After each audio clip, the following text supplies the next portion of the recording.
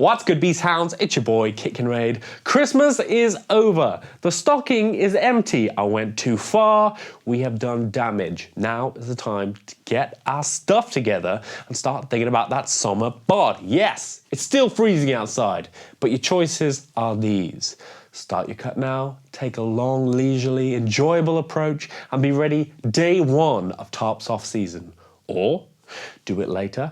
Have to have an aggressive, nasty cut that's probably going to lose you some gains to be where you want to be when you want to be it. And you'll probably still not feel 100% when it's time to get your rig out.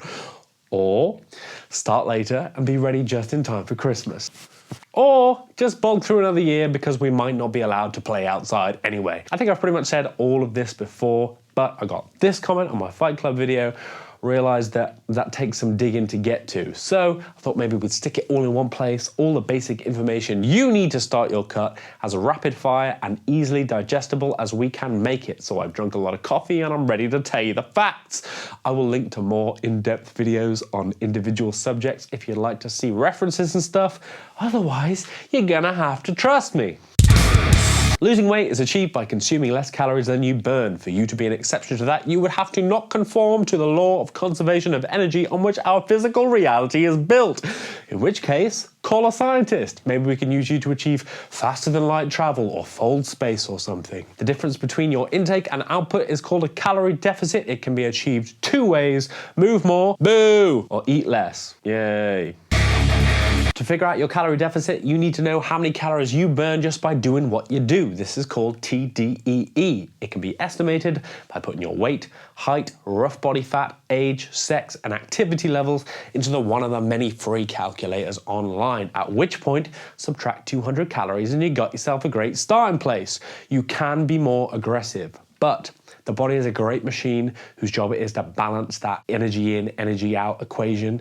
If you go too hard, your body is going to down-regulate its energy consumption by reducing NEAT, non-exercise activity thermogenesis, and becoming more efficient, and you will feel hungry and grumpy. You'll stop losing weight when that balance is achieved, and now you have nowhere else to go other than to move even more or eat even less. Starting from a modest deficit means that when that balance is achieved and you stop losing weight, you have plenty of wiggle room without entering misery territory. Misery is not sustainable. Sustainability is key. Take pictures, weigh yourself at least once a week at the same time, preferably first thing, so post-wee, pre-food, to make sure everything is heading in the right direction. Remember that weight loss is not a linear process, so don't freak out if your weight moves up and down, as long as over the long term, it's trending down. If it stops moving for too long or even moves up for several days, and you are pooping, readjust those calories again by 200 and see what happens. Studies show that 1 gram of protein per pound of body weight per day will keep those gains coming. Some studies even say 0.8 gram per pound is enough. Studies also show that there are no deleterious effects to eating excess protein, and that the lower calories you are on and the leaner you are, the more protein you need to retain that hard-won muscle mass and to continue building. So, if you start your diet at 200 pounds, not particularly lean, 1 gram of protein per pound is going to be fine. 200 grams of protein a day. Let's say you diet to 180 pounds. Now, you're pretty lean. You're going to want more protein per pound, so you'll actually weirdly want to up your protein over the course of that journey to 1.2 grams per pound per day, let's say, to 220 grams. You're going to be eating less calories overall, but more protein. And that's fine, because protein is also incredibly satiating. So if you're feeling hungry a lot on your diet, more protein will help. It also has the highest thermic effect of any of the macronutrients, meaning that it takes the most energy to break down. So you're effectively getting cash back with every calorie of protein you eat. That's why I'm a high protein boy. I'm on anything between 1.2 to 1.5 grams of protein per pound per day, depending on how lean I am, and that suits me great. Fat is not the enemy of fat loss. You need fat to live. It is a good thing. However, it is the highest calories per gram of any macronutrient at 9 calories per gram, which is more than double protein and carbs at 4 calories per gram. So, after getting enough fat to support your health, you might choose to be more conservative with your fat consumption so that you can spend those calories elsewhere. Or you might not. Whatever works for you. Spending a minimum of 15% of your calories on fat is advisable. I'm at around 20%.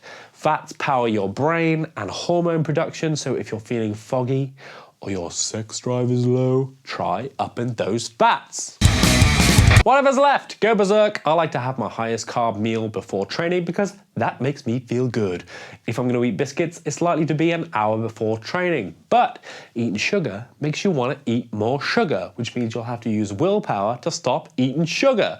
The less willpower your diet requires, the better. Be careful, do you? Drink when you're thirsty. If you think you're hungry, have a drink first. The signals are the same. If you're feeling lethargic, have a drink. Just a small percentage of dehydration has a huge impact on performance and mood. I can't tell you.